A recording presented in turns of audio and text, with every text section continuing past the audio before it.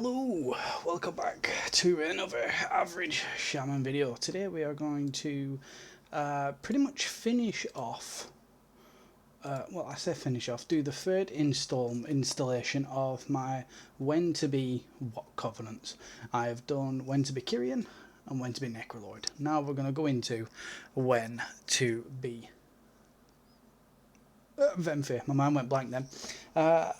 Yeah, bit of a quick one, and I would also like to say apologies. I was meant to get these videos ticked off and bashed out over the last week. However, I have had some IRL stuff crop up to where I've been pretty much unable to / not really in the mood to do the videos. So here we go. And again, it's going to be a very quick one.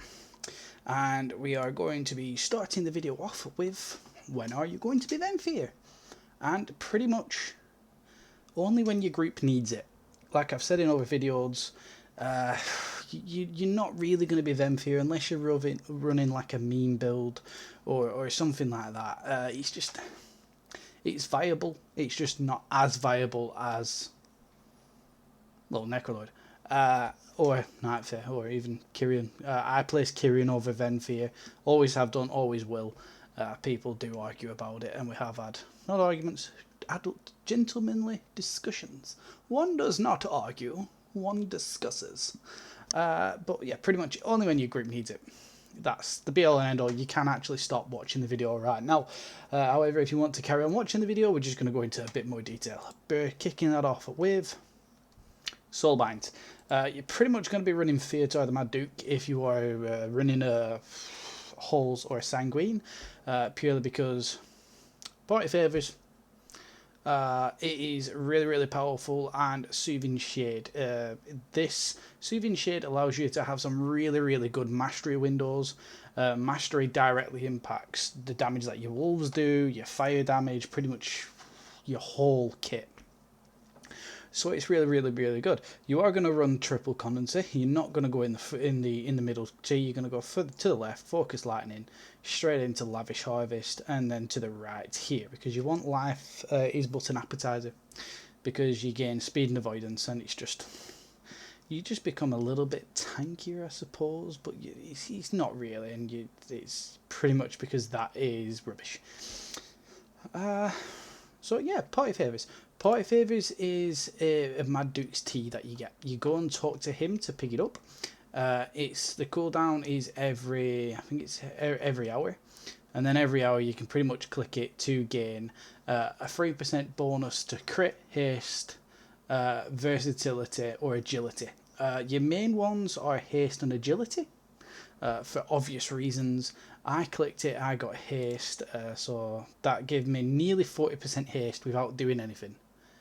It is ridiculous. That is ridiculous, because it's bog flat. You know, it's just going to stay there. And if you're like me and you've got the overcharged anima battery, you know, every 1 minute 30, you can just buck it up and stuff like that. But if you get versatility or crit, it's not the end of the world.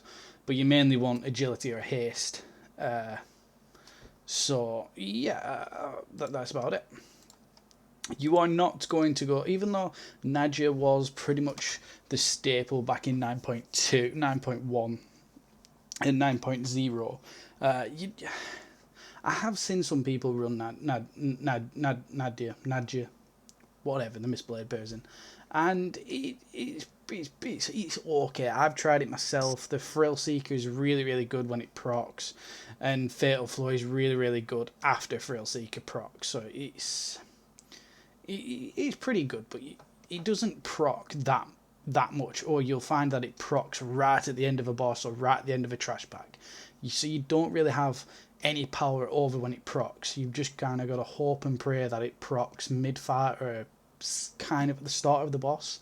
If it procs mid-boss, you're fine, but if it procs to the last 10%, you've kind of wasted it a little bit. But it's not in player control, so it's one of them. That's why I like Theodore the Mad Duke.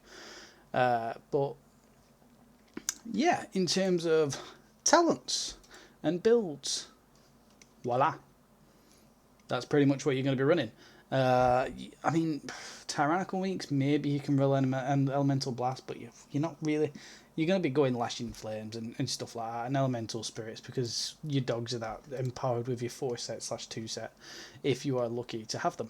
The Lego you're going to do is primal over actuators. Again, you're just gonna do so much damage with the flame shocks and stuff like that, and especially if you can get lava lashes whilst tubbins and grubbins is procced. You're gonna do. I think it adds about like a K onto a crate or something like that. And you're thinking, oh, it's only a K, but yeah, but it adds up. Trust me, it's quite nice damage. Now, I did say it was going to be a quick one because that is pretty much it. I have no finishing comments apart from that. If you like the video, like it. It helps. Subscribe to my channel. It helps, but it's not needed. I'm not pressuring you, even though. Follow me, follow me. But yeah. Again, that's it. I can't really think of anything else to talk about. I've talking about legendaries, talents. Yeah. So if you're doing a sanguine and your group's going, oh, I really, really want a Vemfia, you can just be like, all right, I'll go. I mean, but it's really last resort. I never go that. I do have one finishing comment actually. I never go Vemfia unless my group really, really needs it. Like to the point, like it's. I mean, I haven't done many 20s. I've only done one, and it was last week, and it was a Plaguefall. Hopefully this week I am hoping to get up to do more 20s or 19 keys. But anyway, I digress. But I've only really gone Vemfia when my group is absolutely panicking and having kittens about it, going, we've got to have a Vemfia, we've got to have a Vemfia. Then I will hold my hand up like, I can be Vemfia. And yeah, that's pretty much it. I've got no issues with Vemfia, how it plays quite nice. The only advice that I would say is that when you get your Fire Nova build, try and use your Covenant ability, because your Covenant ability will spread. It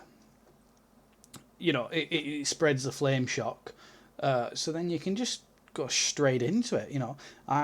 Especially if you've already got the Maelstrom, go straight into your Covenant ability, whack in a Lava Lash, then whack in a Fire Nova, and it's really bursty at the start, and so then you should rocket up to that. I've rocketed up to there at about 40k, and people are like, Jesus Christ, and your tank's like, shit, because you bursted from, you've just gone straight up. But apart from that, that's pretty much it. Yeah, thank you for watching, guys. Thank you, everyone. Stay tuned for my next video, I suppose. Apart from that, like, subscribe, follow me on Twitch as well. Details are in my about profile, and there's links to click on my main profile. Apart from that, thank you, guys. Average Shaman out. Thank you.